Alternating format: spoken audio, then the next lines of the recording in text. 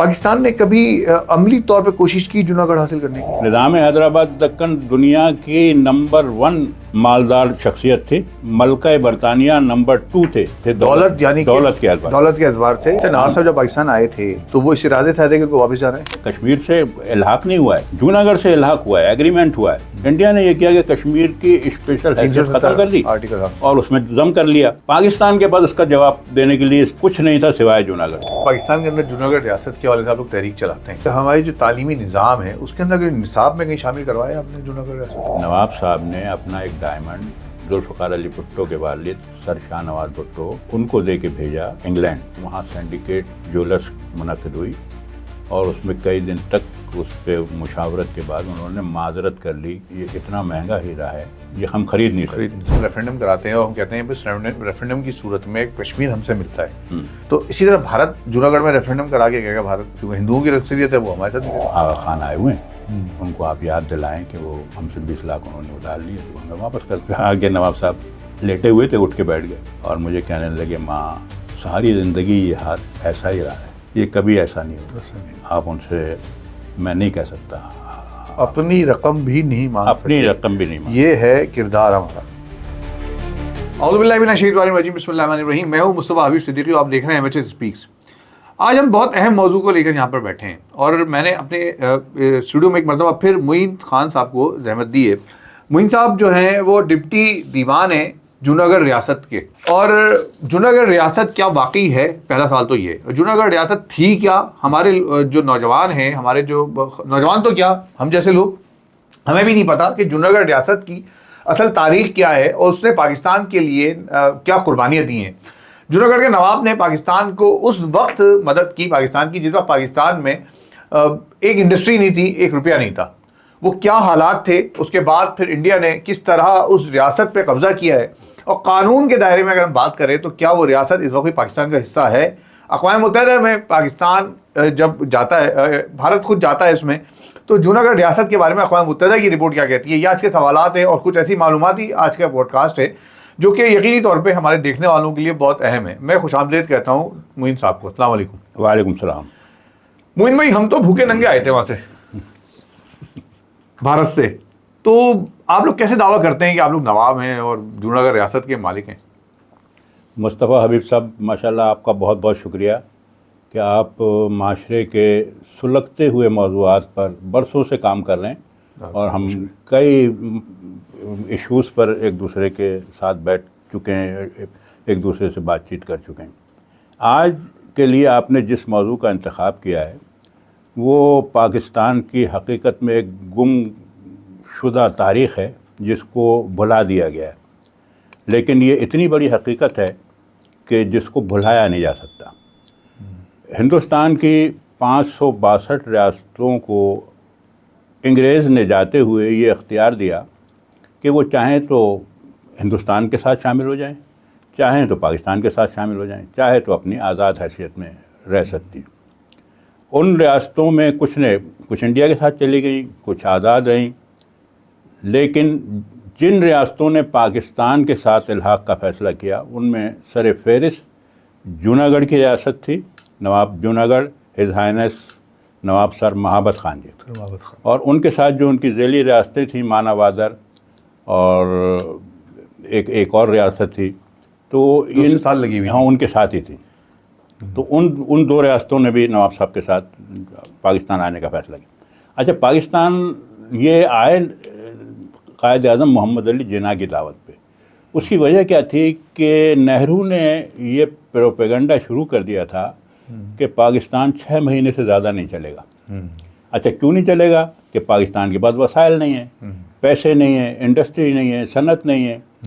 तो सारा तो इंडिया में 22 ख़ानदान जो दुनिया के बड़े नामवर ख़ानदान थे, मालदार ख़ानदान, वो तो इंडिया में थे और उनका बेशतर का ताल्लुक़ ये अपना जूनागढ़ से था। और जूनागढ़ नहीं, वो रियासतें जो थी तो उसमें भी दुनिया की, जैसे मिसाल के तौर पे आपने जिक्र किया निज़ाम हैदराबाद दक्कन का।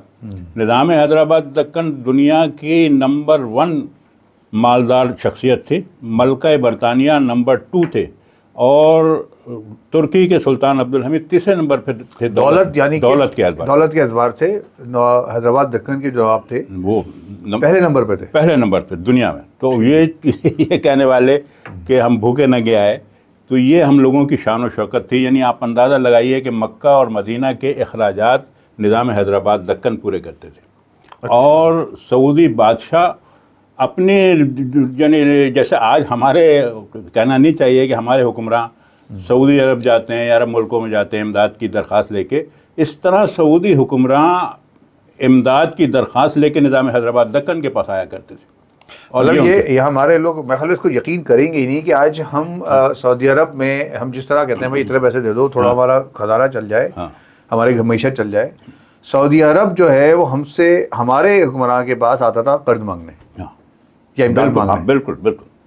اچھا، ان کی روبات ہوا کرتی ہے مکے اور مدینے میں. جیسے ہمارے یہاں 5 اسٹار ہوٹل ہوتے ہیں نا، نظام حیدرآباد دکن کے بھی تھے، نواب حمید اللہ خان بھوپال کی بھی تھیں، اور نواب صاحب جوناگڑھ کی بھی روبات تھی. روبات ان کے 5 اسٹار ہوٹل کہہ لیں آپ ان کو، جس یہاں سے جو مہمان جایا کرتے تھے وہ مہمان وہاں ٹھہرا کرتے تھے. تو یہ وہ لوگ تھے. تو اچھا، اب نہرو نے یہ دعوت کر دیا کہ پاکستان تو 6 مہینے سے زیادہ چلے گا نہیں. اچھا، کیوں نہیں چلے گا؟ کہ ان کے پاس پیسے نہیں ہیں، صنعت نہیں ہے، انڈسٹری نہیں ہے. تو قائد اعظم نے ریکویسٹ کی ہز ہائنس نواب سر محبت خان جی سے کہ آپ ہماری ہیلپ کریں اور ہمیں آپ کے تعاون کی. پاکستان واقعی ایسا ہی ہے کہ ہم بہت بنا تو دیا ہم نے یہ ملک، لیکن اس کو چلانے کے لیے بغیر دولت کے، بغیر پیسے کے یہ ممکن نہیں ہے. تو قائد اعظم جب نہرو کو یہ بات پتہ چلی کہ یہ معاملہ ایسا ہو رہا ہے اور پاکستان کے لیے یہ لوگ نواب صاحب جانے کا ارادہ رکھتے ہیں، تو اس نے اپنا وفد بھیجا نواب صاحب کے پاس کہ کسی طرح نواب صاحب کو روکو. اگر نواب صاحب چلے گئے تو نواب صاحب کے ساتھ جو انڈیا کے جو مالدار ترین 22 خاندان ہیں ان میں سے بیشتر چلے جائیں گے، کیونکہ بیشتر کا تعلق گجرات سے. اچھا، کون کون وہ خاندان تھے؟ ولیکا والے، آدم جی والے، سیٹھ احمد داؤد، یہ بڑے. اور پھر جو مالدار کمیونٹی جیسے آغا خان کمیونٹی، جیسے بوہرا کمیونٹی، میمن کمیونٹی، یہ سب ارب پتی اپنے زمانے کے کروڑ پتی لوگ تھے.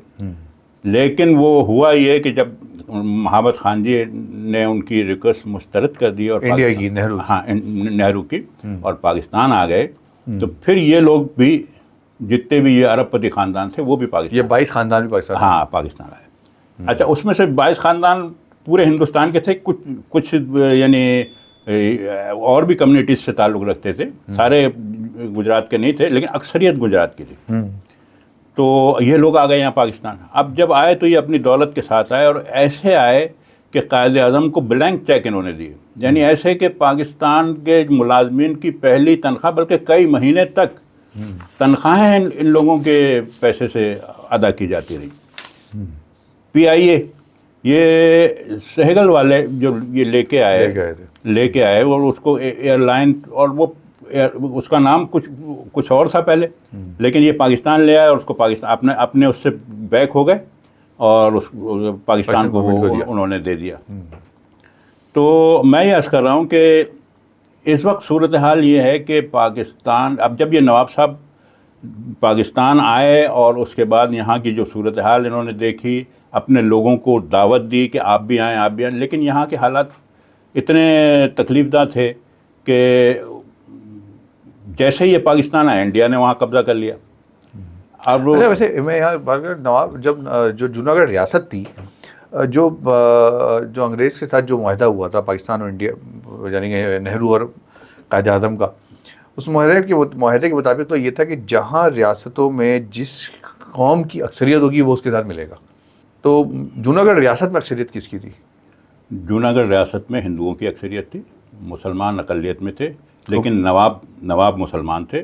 اور نواب کیونکہ اتھارٹی تھی، وہ ایک طرح سے ان کی اسٹیٹ تھی، تو ان کو ہی اختیار تھا کہ وہ فیصلہ کریں کہ وہ کس کے ساتھ جانا چاہتے ہیں. تو نواب محمد خان جی نے فیصلہ کیا کہ وہ پاکستان کو جوائن کریں. تو میں یہ عرض کر رہا تھا کہ اس کے بعد یہ ہوا کہ جیسے ہی نواب صاحب پاکستان آئے، انڈیا نے جوناگڑھ پہ قبضہ کر لیا. اب جب وہ انڈیا پہ قبضہ کر لیا اور یہاں نواب صاحب کو اطلاع ملی، صورتحال بگڑی، تو پھر پاکستان، نواب صاحب جب پاکستان آئے تھے تو وہ اس ارادے سے آئے تھے کہ ان کو واپس جانا ہے؟ ہاں ان کی تو خواہش یہ تھی کہ ہم یہاں کچھ عرصے رہیں گے پھر واپس جائیں گے، لیکن قائد اعظم تو مطلب وہ تو مرض تو ہو گیا تھا نا، وہ ایک الحاق تو ہو گیا تھا، الحاق تو ہو گیا تھا، مطلب یہ ہے کہ وہ بھلے یہاں رہیں یا جوناگڑھ گڑھ میں رہیں، وہ بھی پاکستان کا حصہ ہی رہے گا جوناگڑھ گڑھ، لیکن جب انڈیا نے قبضہ کر لیا تو ان کا راستہ بند کر دیا ایک طرح سے۔ پھر اس کے بعد یہ ہوا کہ پاکستان نے نواب صاحب کے ساتھ مل کے جو اس وقت کے وزیر خارجہ تھے سر ظفر اللہ خان، ان کو UN بھیجا اور انڈیا کے خلاف مقدمہ وہاں دائر کیا۔ یہ تقریباً کوئی میرا خیال ہے 75-76 سال سے وہیں پر موجود ہے۔ یہ کیس UNO میں ہے، اقوام متحدہ میں ہے، زیر التوا ہے، اور پرسو نہ کیے جانے کی وجہ سے یہ پینڈنگ ہے اور کسی نتیجے پہ نہیں پہنچ۔ نہ کرنے کی وجہ کیا ہے؟ کیا یہ وجہ تو نہیں ہے کہ کیونکہ انڈیا کشمیر کے لیے اقوام متحدہ کیا ہے، اگر اس کو پرسو کیا گیا تو کشمیر کے لیے پاکستان کا کیس کمزور ہو جائے گا؟ ان لوگوں کی تو ہو سکتا ہے کوئی بھی خیالات ہو سکتے ہیں، لیکن میں یاد کروں آپ سے کہ پاکستان کو کشمیر کی جتنی اہمیت ہے اس سے زیادہ اہمیت جوناگڑھ کی ہے، کیونکہ پاکستان جوناگڑھ سے کشمیر سے الحاق نہیں ہوا ہے، جوناگڑھ سے الحاق ہوا ہے، ایگریمنٹ ہوا ہے، اور اس کا نتیجہ یہ نکلا ہے کہ آج جب انہوں نے وہاں کیس کیا، وہ کیس پرسو نہیں کیا گیا اور پاکستان کو ضرورت پڑی۔ اب انڈیا نے کیا کیا اس کے بعد؟ انڈیا نے یہ کیا کہ کشمیر کی اسپیشل پوزیشن، اسپیشل حیثیت ختم کر دی اور اس میں ضم کر لیا۔ پاکستان کے بعد اس کا جواب دینے کے لیے کچھ نہیں تھا سوائے جوناگڑھ کے۔ تو انہوں نے کیا کیا کہ 2020 میں جوناگڑھ کو پاکستان کے نقشے میں باضابطہ شامل کیا اور وہ نقشہ پوری دنیا میں مشتہر کیا۔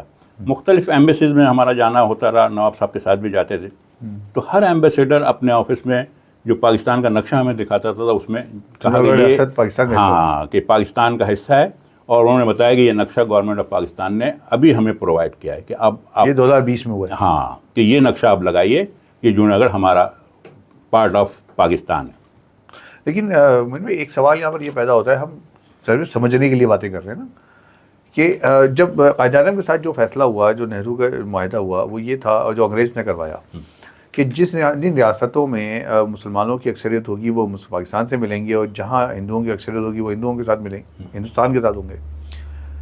اسی بنیاد پر تو ہم کشمیر میں کیس لڑتے ہیں کہ کشمیر میں چونکہ مسلمانوں کی اکثریت ہے تو لہٰذا وہ ہمارے ساتھ ہونا چاہیے، اور تو پھر ہم ادھر جوناگڑھ میں کیسے کیس مضبوط ہے ہمارا؟ نہیں، میں عرض کروں کہ ایسا کوئی وہ ڈاکومنٹ نہیں تھا، یہ کوئی آرڈر نہیں تھا کہ عوام کی خواہش، مطلب ریفرینڈم کا کوئی سلسلہ نہیں تھا کہ ریفرینڈم ہوگا وہ عوام فیصلہ کریں گے، بلکہ یہی تھا کہ جو وہاں کی حکومت ہے، وہاں کے جو حکمران ہیں، جو وہ فیصلہ کریں گے وہی ہوگا۔ اس کا مطلب یہ ہے کہ کشمیر کے اگر حکمران نے فیصلہ کیا ہندوستان سے ملنے کا تو ہمارا کیس کمزور ہو گیا؟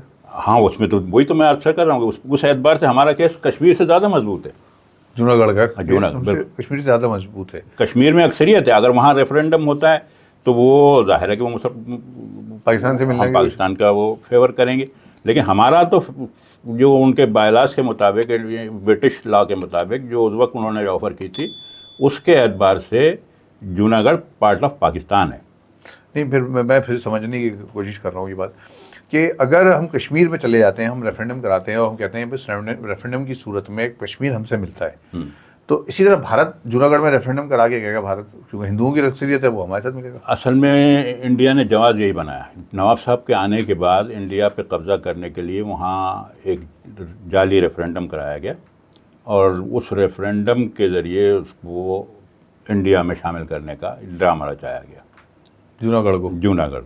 نہیں، اچھا چلیں ٹھیک ہے، آگے چلتے ہیں۔ نواب صاحب پاکستان آئے، نواب صاحب نے پاکستان گورنمنٹ کو ہیرے دیے تھے، وہ کیا کہانی تھی؟ اصل میں نواب صاحب پاکستان آئے تو ہم نواب محمد خان صاحب کی بات کر رہے ہیں۔ جی، نواب صاحب پاکستان آئے تو حقیقت میں یہ ایک صدیوں پرانی تہذیب کے امین تھے، اور نسل در نسل نواب ابن نواب تھے، تو بہت سارے جیولری اور چیزیں پاکستان لے کے بھی آئے تھے، اور ظاہر ہے کہ ان میں سے مدد بھی کی اور پاکستان کی اور خود اپنے استعمال میں بھی۔ میں ایک مثال دے رہا ہوں کہ یہ جو جوناگڑھ ہاؤس ہے، بعض لوگ یہ کہتے ہیں کہ یہ کیا، ہم سے پوچھتے بھی ہیں سوال کہ جوناگڑھ ہاؤس کیا حکومت پاکستان نے یہ تقریباً کوئی 13,500 گز کے اوپر ہے، اور بڑی کراچی کے مہنگی پراپرٹی ہے کراچی کی. تو کیا یہ حکومت پاکستان نے نواب صاحب کو دی تھی؟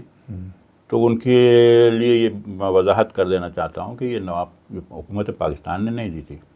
نواب صاحب نے اپنا ایک ڈائمنڈ ذوالفقار علی بھٹو کے والد سر شاہ نواز بھٹو جو دیوان آف جونا گڑھ تھے ان کو دے کے بھیجا انگلینڈ کہ آپ یہ بیچ کے آئیں, مجھے یہ جگہ خریدنی ہے. ٹھیک ہے. تو شاہ نواز بھٹو انگلینڈ لے کے گئے اور وہاں سینڈیکیٹ جولرس کی منعقد ہوئی اور اس میں کئی دن تک اس پہ مشاورت کے بعد انہوں نے معذرت کر لی کہ یہ اتنا مہنگا ہیرا ہے کہ ہم خرید نہیں سکتے. تو انہوں نے واپس کر دیا. وہ لا کے انہوں نے پھر دوبارہ نواب صاحب کو دیا. پھر نواب صاحب نے چھوٹا ایک ڈائمنڈ دیا جو قیمت میں کم تھا, وہ بیچ کے آئے اور اس سے یہ جوناگڑھ ہاؤس خریدا گیا جو اس وقت بھی اربوں روپے کی پراپرٹی ہے. اچھا. اور وہ جو بلینک یہ کہتے ہیں کہ نواب صاحب جب یہاں پر جوناگڑھ ہاؤس سے پہلے ایک انڈین ایمبیسی بھی خریدی. ہاں بالکل. وہ کیا تھا؟ یہ بالکل آتے ہی انہوں نے یہ انڈین ایمبیسی میں ہی قیام, جو آج کل انڈین ایمبیسی کہلاتی ہے, یہ ذوالفقار علی بھٹو کے والد شاہ نواز بھٹو کی جگہ تھی, ان سے یہ خریدی یہ جگہ. اچھا. لیکن وہ چھوٹی پڑ گئی تو پھر انہوں نے وہ جگہ کو ڈسپوز آف کر کے پھر یہ سامنے یہ خریدا, یہ والا خریدا. یہ تو یہ جو کہا جاتا ہے, ہم مطلب کہا جاتا ہے کہ اسمبلی میں ہمارے یہاں خطاب میں بھی کہتے ہیں کہ انڈیا سے جو لوگ ہجرت کر کے آئے تھے وہ بھوکے ننگے تھے, ان کے پاس تو کچھ تھا ہی نہیں, پہننے کو چپل بھی نہیں تھی. دوسری جگہ ہم نواب جوناگڑھ کو دیکھتے ہیں یا حیدرآباد دکن کو دیکھتے ہیں تو ہمیں کچھ اور نظر آتا ہے. بالکل آپ صحیح کہہ رہے ہیں. یہ بہت بڑی ایک بددیانتی ہے تاریخ کی. آج پاکستان جہاں کھڑا ہے یہ انہی جن کو یہ بھوکے ننگے کہہ رہے ہیں ان کی جوتیوں کا صدقہ ہے پاکستان. یہ جو نہرو نے جو دعویٰ کیا تھا وہ بالکل صحیح تھا. 6 مہینے پاکستان نہیں چل سکتا تھا اگر نواب نہیں آتے, اگر نظام حیدرآباد دکن پاکستان کی مدد نہ کرتے, نواب جوناگڑھ پاکستان کی مدد نہ کرتے, اور دیگر ہندوستان کی ریاستیں جنہوں نے پاکستان کی ہیلپ کی, اور جو یہ ارب پتی خاندان جو آئے تھے انہوں نے جو پاکستان کی مدد کی, ان کو پاکستان کو بلینک چیک دیے, اگر یہ نہیں دیے جاتے تو یہ جو کہنے والے ان بیچاروں کے پاس تو اپنے پاس چپلیں نہیں تھیں, یہ ان کو کیا کرتے. یہ تو پاکستان کھڑا ہی ان جن کو یہ بھوکے ننگے کہہ رہے ہیں ان کی قربانیوں کا نتیجہ ہے پاکستان. ویسے یہ جب نواب صاحب نے یہ فیصلہ کیا کہ پاکستان سے ملنا ہے ہمیں, ٹھیک ہے نا, تو جغرافیائی لحاظ سے ہمیں کیا نظر آتا ہے کوئی ایسے علاقہ کہ پاکستان جو ہے بنگلہ دیش میں بھی یہی ہوا کہ بنگلہ دیش ہم سے دور تھا, بیچ میں سمندر تھا, تو ہم نہیں قائم رکھ سکے بنگلہ دیش. تو جوناگڑھ ریاست ہم کیسے قائم رکھ سکتے؟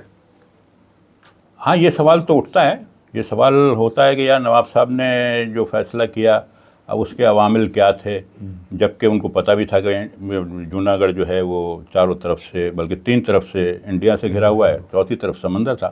تو سمندری بحری راستے سے پاکستان کا ایک تعلق بنتا ہے, لیکن زمینی راستہ پاکستان کے لیے نہیں تھا.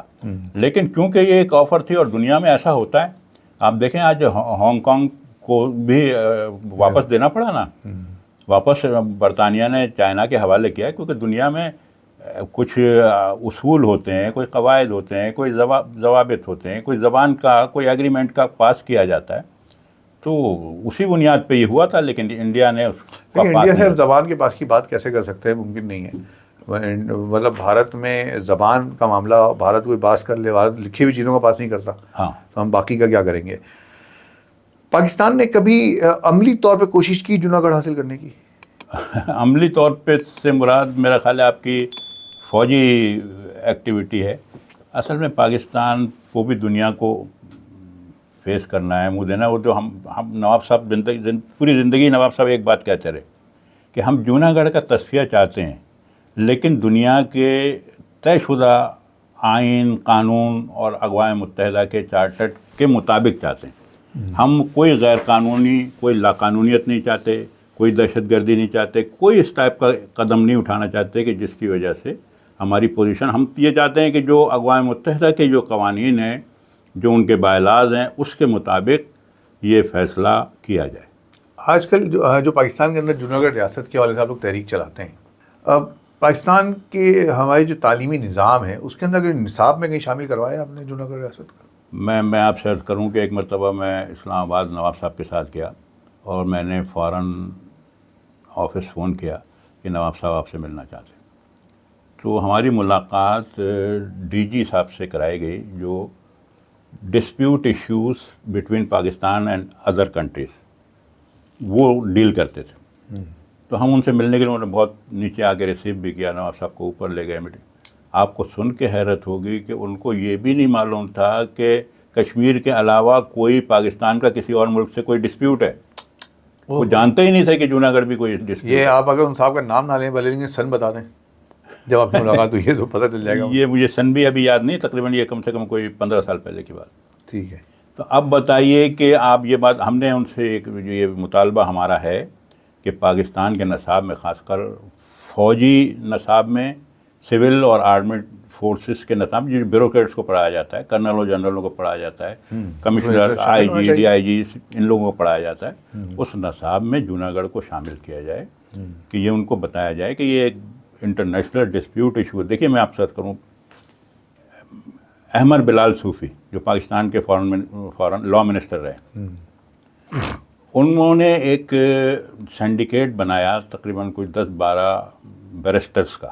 انہوں نے کئی مہینے جوناگڑھ کے سارے ڈاکومنٹس ان کو دیے گئے, انہوں نے اسٹڈی کیا اور اس کے بعد انہوں نے سب نے متفقہ طور پہ ایک چارٹر تیار کیا اور اس میں انہوں نے یہ بتایا کہ جوناگڑھ کے بارے میں جو کہا جاتا ہے نا کہ یہ Junagadh is dead issue, Junagadh dead issue نہیں ہے. جوناگڑھ از اسٹل الائیو, یہ ابھی تک زندہ ہے اور انشاءاللہ اس مسئلے کا کوئی نہ کوئی حل ہوگا.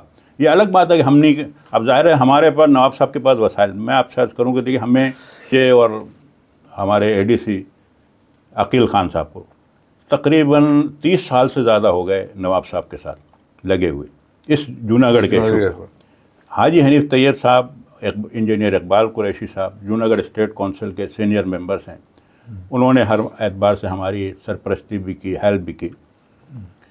ہم اتنے عرصے, آپ اندازہ لگائیے کہ حال یہ تھا کہ نواب صاحب کو 16,000 روپے ملتے تھے پاکستان کی طرف سے مشاعرہ, برسوں, وہ برسوں سے تھا. یہ ہم نے کوشش کی, حاجی حنیف طیب صاحب کے ذریعے کوششیں کی گئیں اور پھر اسلام آباد میں گیا, نواب صاحب کو لے کے صدر پاکستان سے ملاقات ہوئی, پرائم منسٹر سے ملاقات ہوئی. پھر وہ 11 سینیٹرز کی راجہ ظفر اللہ کی قیادت میں ایک کمیٹی بنی جس کے 2 سال تک اجلاس ہوئے. اس کے بعد نواب صاحب کا یہ مشاعرہ 10 لاکھ روپے, 16,000 سے 10 لاکھ روپے. 16,000 تو اس وقت طے ہوا ہوگا نا جب نواب صاحب 48 میں آئے. ہاں جی, ہاں جی, وہی چلا آ رہا تھا, وہی چلا آ رہا تھا. تو یہ ابھی 7 سال پہلے یہ ان کو 10 لاکھ شروع ہوئے. نواب محمد خان صاحب, نواب محمد خان جی کو نواب دلاور خان جی کو, یہ نواب جہانگیر خان جی ان کے دور میں یہ 10 لاکھ مقرر ہوئے.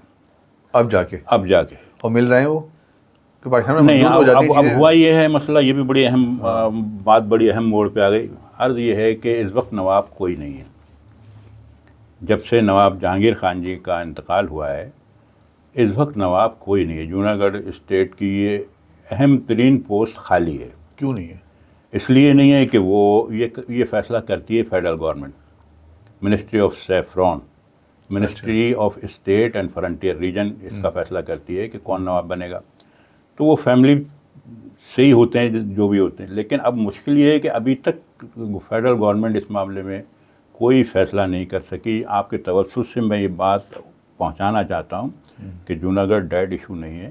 جوناگڑھ ایک زندہ حقیقت ہے, لیکن اس کے لیے ہمیں قیادت کے لیے ہمیں فیس ویلو رکھنے والے. کیوں نہیں ہے؟ مطلب گورنمنٹ مطلب کتنے عرصے سے نہیں ہے نواب؟ ابھی نواب صاحب کے انتقال کو 3 سال ہو گئے, لیکن 3 سال سے ابھی تک جوناگڑھ کے نوابی کا فیصلہ نہیں ہوا ہے. میں آپ کے توسط سے یہ بات اوپر پہنچانا چاہتا ہوں کہ کسی فیملی سے تعلق رکھنے والے, کسی پڑھے لکھے سمجھدار فرد کو بطور نواب آف جوناگڑھ. ان کی فیملی سے کسی نے نام دیا؟ ہاں, ان کی فیملی سے تو نام تو گئے ہوئے ہیں, لیکن یہ کہ فیصلہ فیڈرل گورنمنٹ کرتی ہے. یہ پاکستان کے اندر اگر ہم بڑے نام لیں، کوئی نواب جوناگڑھ ہے، ان کے خاندان کے تو کون ہیں جو بھی اس وقت ہیں موجود، آپ جن کو سمجھتے ہیں؟ نواب صاحب جہانگیر خان جی کے بعد جو ہے ان کے جو نواب صاحب سے تو چھوٹے ہیں لیکن اس وقت فیملی میں بڑے بھائی ہیں، نوابزادہ عالمگیر خان جی، ٹھیک ہے، ان کے بعد نوابزادہ ظہیر خان جی، ان کے بعد نوابزادی عالیہ خان جی، ٹھیک ہے، یہ 3 ہیں۔ باقی جہانگیر خان جی کے ایک بیٹے ہیں، ایک بیٹی بھی ہیں، تو یہ فیملی ہے ان کی۔ یہ کراچی میں ہی ہے سب؟ ہاں، یہ سب کراچی میں۔ تو یہ مختلف اداروں میں؟ ہاں، ماشاء اللہ ہائی کوالیفائڈ ہیں اور اچھی مطلب پوزیشنس پہ۔ تو کیا یہ فیملی کی طرف سے کوئی مطلب ایک تو ہوتا ہے کہ آپ اپنی تنظیم کی جانب سے یا اس کی طرف کوشش کر رہے ہیں، فیملی نے کبھی کوئی مطالبہ کیا، کوئی میڈیا میں آئی فیملی، کبھی کچھ ایسا ہوا؟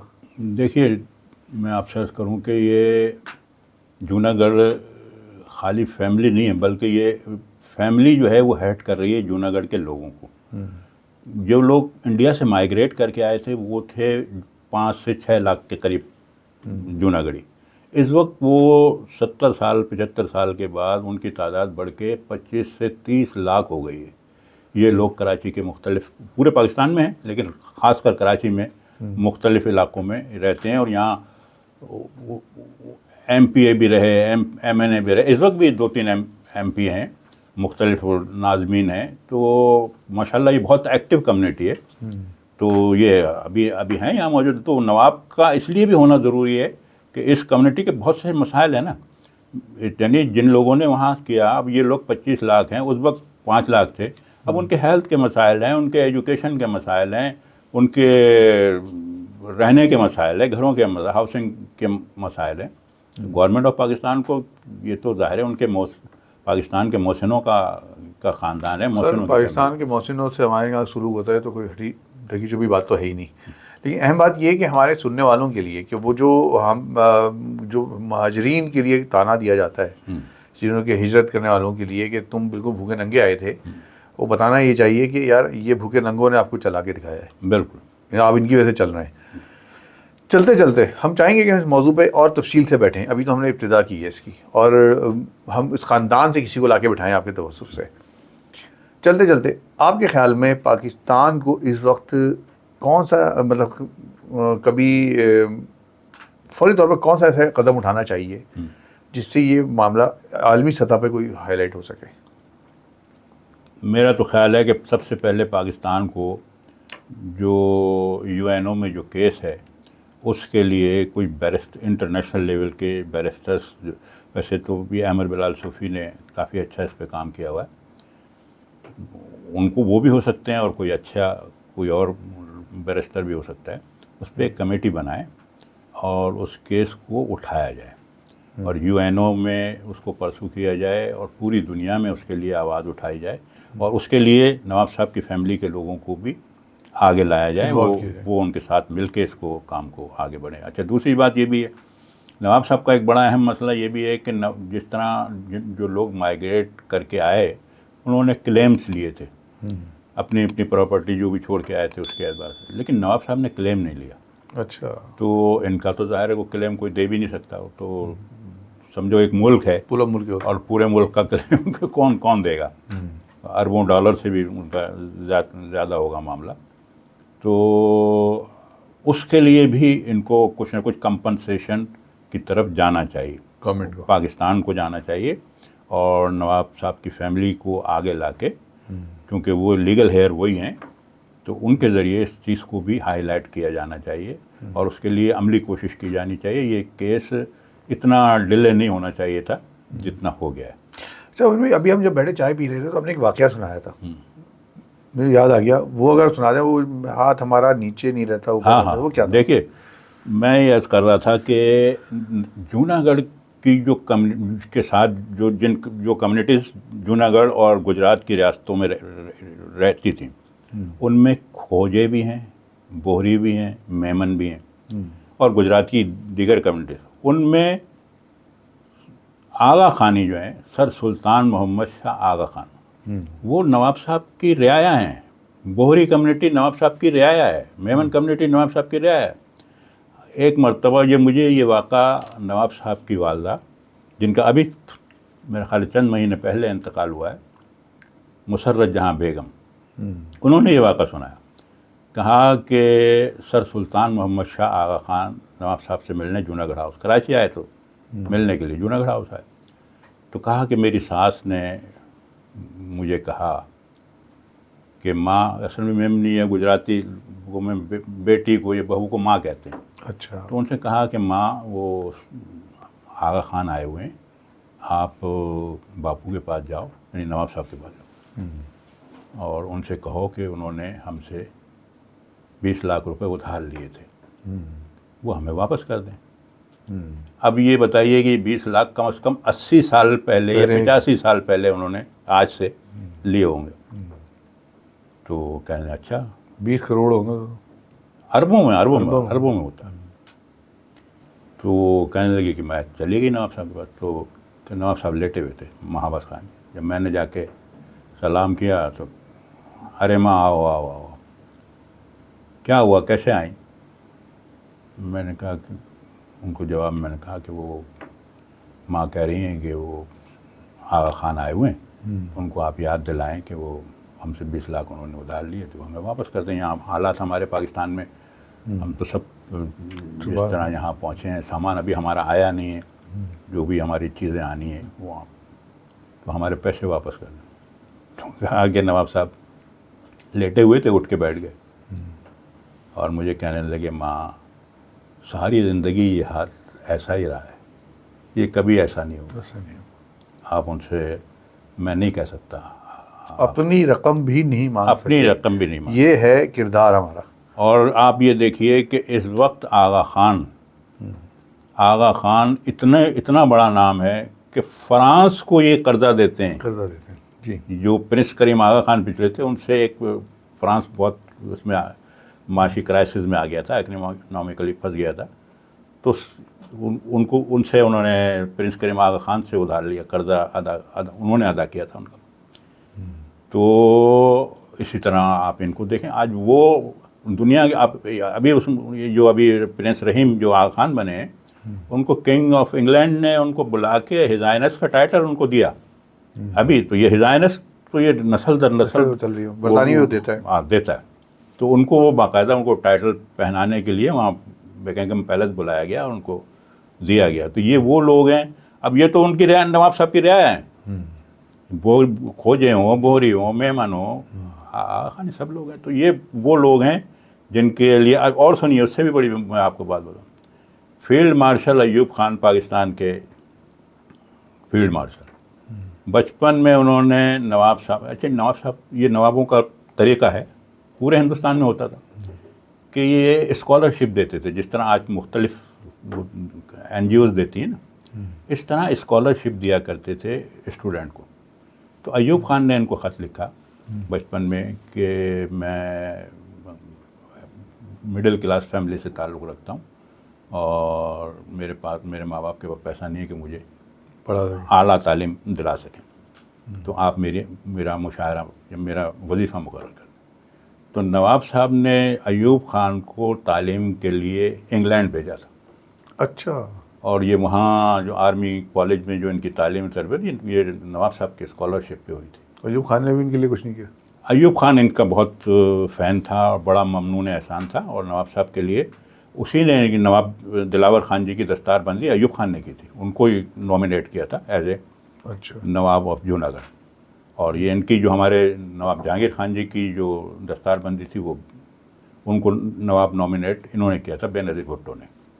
تو بے نظیر بھٹو بھی ویسے ریگارڈ کرتی تھی نواب صاحب کا، اور کہتی بھی تھی کہ کبھی کسی سے ملاقات ہوتی تھی نا، تو اگر نواب صاحب کا، تو بھئی یہ نواب صاحب جوناگڑھ ہیں، ہمارے باپ دادا ان کے یہاں ملازمت کیا کرتے تھے.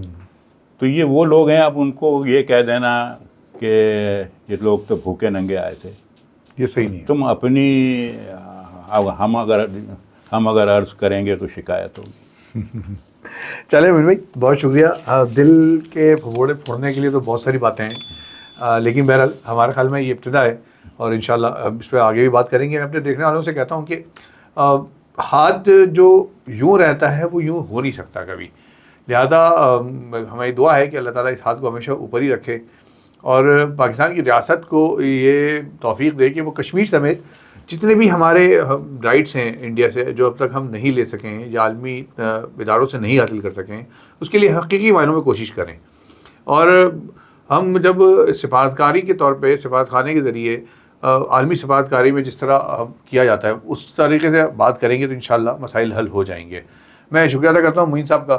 مجھے امید ہے کہ آج کا پروگرام بہت معلوماتی ہوگا اور ہمارے بہت سارے دیکھنے والوں کے لیے بہت سی باتیں نئی بھی ہوں گی اور کچھ دلچسپ بھی ہوں گی. اپنی رائے کا اظہار کیجیے گا کمنٹس میں، اور اگر میرے دیکھنے والوں میں اس ریاست سے تعلق رکھنے والے لوگ موجود ہیں تو میں ان سے درخواست کروں گا کہ وہ کمنٹ میں اظہار بھی کریں اور ہم سے رابطہ بھی کریں. ہم انشاءاللہ چاہیں گے کہ آپ کی سٹوریز سنیں. MHA اسپیک کو سبسکرائب کریں، شیئر کریں ویڈیو کو زیادہ سے زیادہ، اور ہمارے ساتھ رابطے میں رہیے گا. بہت شکریہ. اللہ حافظ.